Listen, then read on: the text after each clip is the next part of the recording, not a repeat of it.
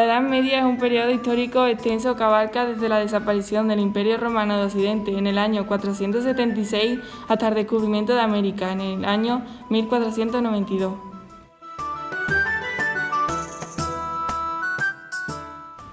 Durante la Edad Media se establece un sistema social que recibe el nombre de feudalismo. En él hay 3 estamentos sociales. En primer lugar se encuentra la nobleza, que posee tierras y se dedica a la guerra. A su cargo está también la defensa del pueblo, que le rinde vasallaje. Por debajo se encuentra el clero, también posee tierra, se dedica al culto religioso y a la conservación de la cultura. En el último lugar se encuentra el pueblo llano, que se dedica a la agricultura o a la artesanía y está sujeto a los señores feudales. Los señores permiten a los campesinos que trabajen en sus tierras y estos a cambio pagan impuestos a los señores y están a su servicio. El pensamiento medieval concibe la existencia como un tránsito hacia la vida eterna. De ahí que la religión influya en todos los aspectos de la sociedad y la cultura. Esta mentalidad en la que Dios y la religión tienen una presencia dominante recibe el nombre de teocentrismo. La cultura se conserva y transmite en los monasterios. Allí los monjes estudian y copian manuscritos y llevan a cabo tareas de creación literaria. En la península ibérica, la cultura se ve influida por la convivencia entre las poblaciones cristiana, árabe y judía. Esta convivencia da lugar a un mestizaje cultural. Los cantares de gesta. En torno al siglo XII surge una obra épica o narrativa escrita en versos llamadas cantares de gesta, que cuenta las hazañas bélicas de un héroe. Estas composiciones anónimas eran recitadas por los juglares, motivo por el que la corriente literaria a la que pertenecen recibió el nombre de mester de juglaría. Mester significa oficio. Los cantares de gesta se caracterizan por 3 rasgos. 1. Irregularidad métrica. Están escritos en versos de distinta medida y se agrupan en tiradas con la misma rima sonante. 2. Realismo. Narran hechos que son verosímiles y transcurren en lugares reales. 3. Fórmula fija. Son frecuentes ciertas fórmulas o expresiones que se asocian a algunos personajes o situaciones, probablemente para facilitar la memorización del poema. El principal cantar de gesta en castellano es el poema de Mío Cid, en el que se narran gestas inspiradas en un caballero burgalés llamado Rodrigo Díaz de Vivar, el Cid Campeador, que vivió en el siglo XI.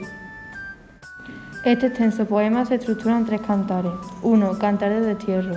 El Cid es injustamente desterrado por Alfonso VI. En el exilio lucha contra distintos enemigos para ganar de nuevo el favor del rey.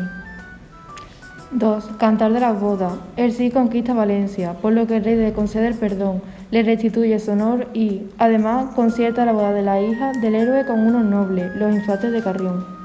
3. Cantar de la afrenta de Corpe. Los infantes de Carrión se sienten humillados por el Cid. Como venganza, maltratan y abandonan a su esposa. El Cid pide justicia al rey y los infantes son castigados. El estilo del poema es realista, sin presencia de elementos sobrenaturales. Además, el héroe se nos muestra humanizado, no solo un valiente guerrero, sino también una persona leal, justa y compasiva, a la que se dota de profundidad psicológica. La lírica popular, las jarchas y los romances. Con el paso del tiempo, los cantares de gesta se fragmentaron. Probablemente el público sentía predilección por ciertos pasajes y pedía a los juglares que los recitaran de manera independiente. De este modo surgieron los romances, la forma de poesía popular más importante de la Edad Media. El romance es un poema compuesto por un número indefinido de versos octosílabos, con rimas sonantes en los versos pares. Los romances se caracterizan por el dramatismo, propiciado por recursos como el diálogo o la apelación a los receptores, y por la concentración expresiva, que otorga a las escenas narradas especial intensidad y emoción. En algunos romances predominan la intención narrativa, ya que cuentan una historia, real o inventada. Otros tienen un carácter más lírico, ya que desarrollan algún sentimiento o emoción. Otras de las composiciones de la lírica popular son las jarchas, breves composiciones escritas entre los siglos X y XI. Están compuestas en lengua mozárabe, es decir, la lengua de los cristianos que vivían entre los árabes. La temática de la jarcha es amorosa. En ella, una voz casi siempre femenina expresa el pesar por la ausencia de un amor, llamado Habib.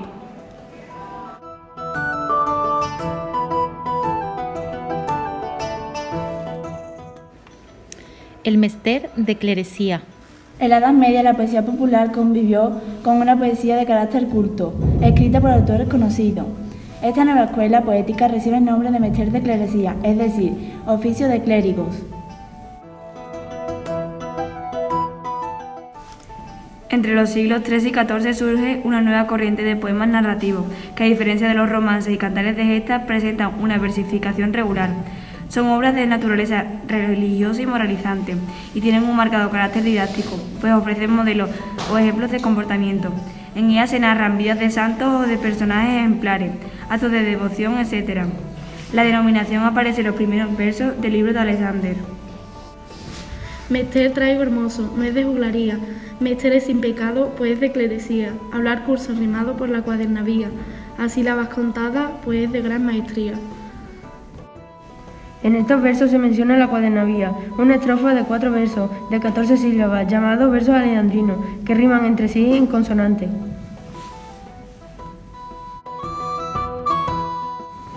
Uno de los autores más importantes del Mester de Clerecía en el siglo XIII es Gonzalo de Berceo, el primer autor en lengua castellana del que se tiene conocimiento. Su obra más destacada es El milagro de Nuestra Señora, una colección de relatos que recoge 25 milagros realizados por la Virgen, procedentes de la tradición escrita y del folclore. La obra más importante del Mester de Clerecía en el siglo XIV es el libro de Buen Amor. Está escrita por Juan Ruiz, que fue arcipreste de Hita. La obra cuenta de forma autobiográfica una serie de peripecias amorosas como si fueran experiencias del propio autor. Este argumento central se ve interrumpido por todo tipo de relatos, fábulas, cuentos, historias fantásticas. En cuanto a su estilo, el libro de Buen Amor ofrece también novedades, combina la cuadernavía, propia del Mester de Clerecía, con otras estrofas, además entremezcla la lengua culta y las citas eruditas, con un lenguaje variado que recoge expresiones coloquiales y vulgares propias del habla popular.